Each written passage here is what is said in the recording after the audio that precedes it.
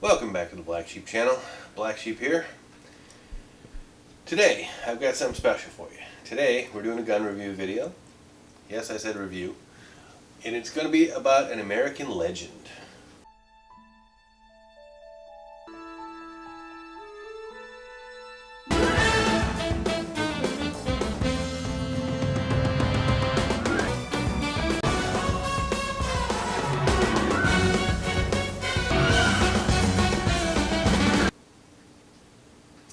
Today we are reviewing the Winchester model 1894, or for short, 94. This American legend, they've made over 7.5 million of these as of filming now.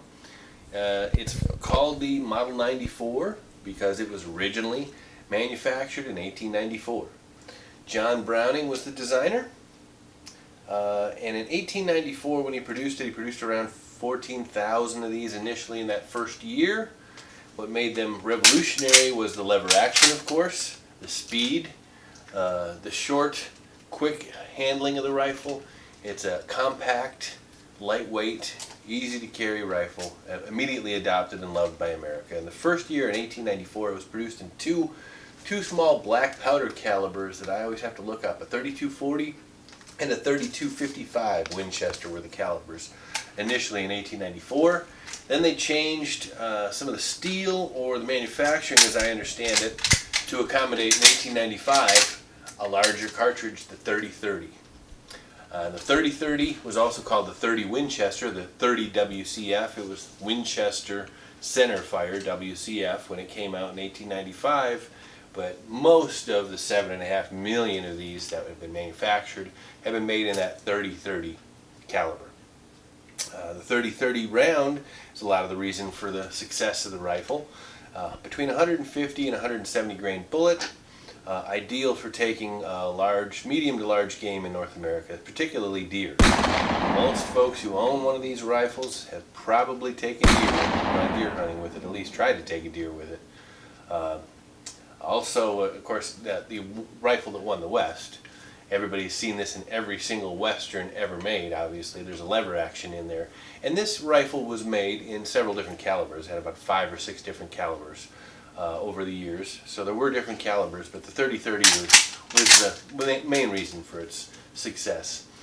A little bit more about the history of this rifle. In 1964, ownership changed at Winchester, and Winchester was owned in 1964 by the Olin Corporation, and John Olin was in charge of the Winchester division. He was a firearms enthusiast and oversaw production of these until in 1964 John Olin decided he was going to retire. And there wasn't anybody left of the Olin Corp that was excited about firearms like John was, and the board kind of took over, as corporations do sometimes in the case in the history of manufacturing of firearms, and they changed the manufacturing in 1964. Changed some subtle things. They changed the steel of the receiver. They began to use what was called sintered steel because it was cheaper. Sintered steel is, I believe, a way to squish steel together and make a block out of it rather than forging. It was cheaper. But it was, of course, not as strong. So they say. And then they had some pins in here. There was a rolling pin that was hollow. Lifting plate got stamped instead of forged or something like that. So they made some, and the wood stocks. They cheapened up the wood stocks a little bit in the name of corporate profits. So that's why you're going to hear, when you refer to the Winchester model 1894, you will often hear post-64, pre-64. They're talking 1964.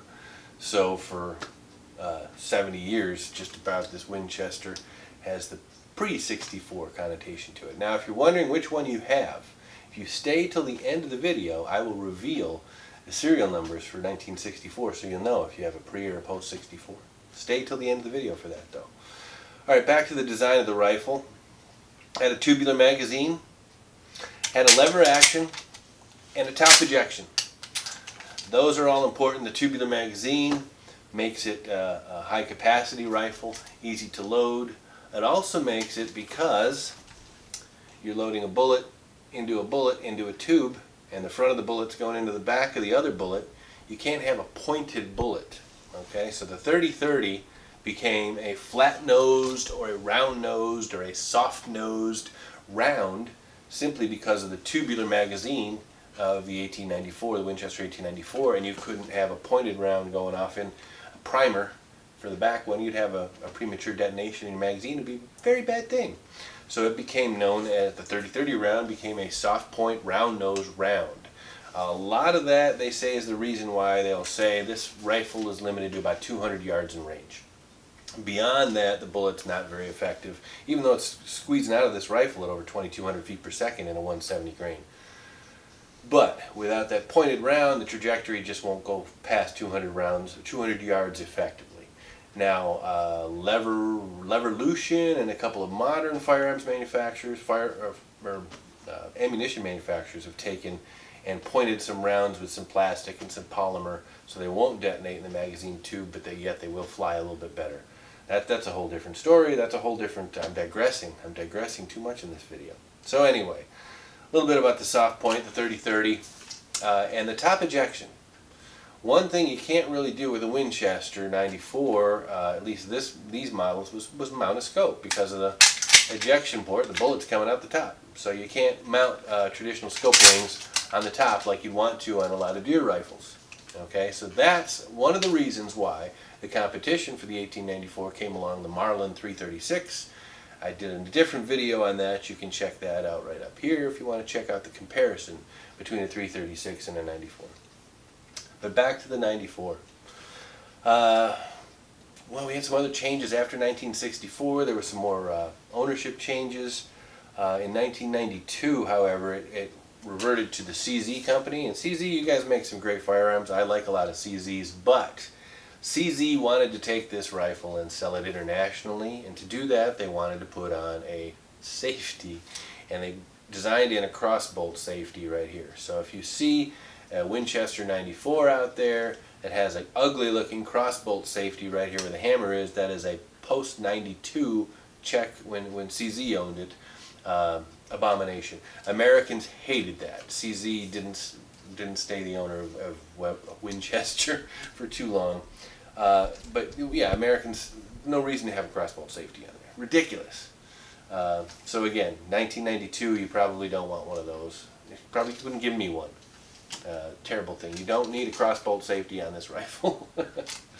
Alright, without digressing too much, this one is a post 64. This one is actually manufactured in 1970. Okay, still a fantastic rifle. Okay, there's a lot of hubbub about the pre and the post 64. Pre's are better because of da-da-da. Yeah, they because of the sintered steel and a few other parts in there. I can't argue with that, but it doesn't mean that a 1970 rifle like this one is a non-quality or anything like that. This is a fantastic rifle. This has taken plenty of deer. This actual rifle has taken plenty of deer. Now, ready for those serial numbers? I promised you at the end of the video I would tell you when 1964 was serial number wise. According to the Winchester records that I found, 2.7 million. 1964, 2.7 million. So 2,700,000 in serial number, 2700060, and up is a post 64 like this one. This one is a post 64. If you've got one that has a lower serial number than 2.7 million, congratulations, you have a pre-64. There is a little splattering here, of course, during World War II, 1943 through 47. No record of manufacture of any of these. They were probably busy manufacturing things for the war effort, I imagine, M1 carbines and such. Anyway, thank you for joining us on the Black Sheep channel today. It's been a pleasure to present this Winchester 1894 Legend. Greatest sporting firearm of all time. Probably the rifle that won the West. Thank you to Harvey for supplying it to the channel. This is not my personal firearm. This is a supporter of the channel. Thanks for watching, Harvey. Appreciate it.